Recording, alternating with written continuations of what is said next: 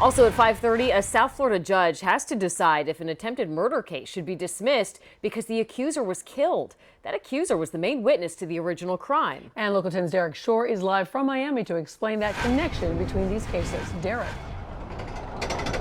Well, guys, by all accounts, Jedediah Scatliff was a good kid, but he was killed last week in Overtown, and now there is question about the future of an attempted murder case involving him here at the courts. Please let me know who did this to my son, please.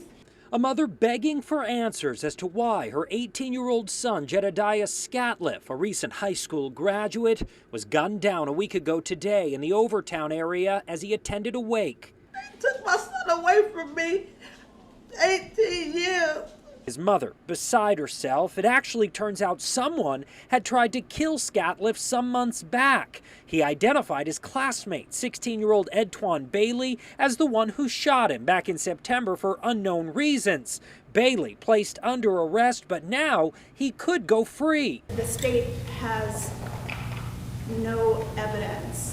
Today, Bailey's attorney pushing the judge to drop the case, as Scatliff, the star witness in the case, is gone. His mother in court emotional. He was a victim, he was a witness, and now he's deceased. While police are not giving a motive for Scatliff's killing or saying if it has anything to do with an attempt to free Bailey from jail by silencing the witness. Attorney Hilton Napoleon, with parents of murdered kids, says while new legislation protecting witnesses out of Tallahassee will help, he says it can't come soon enough. We have to make sure that we have resources for these people so that they can relocate and feel comfortable when they walk into these doors that they're not going to end up in a box.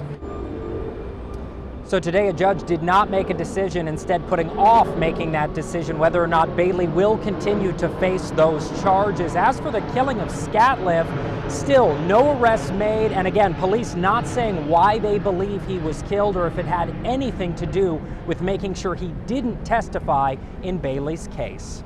We're live in Miami. Derek Shore, Local 10 News.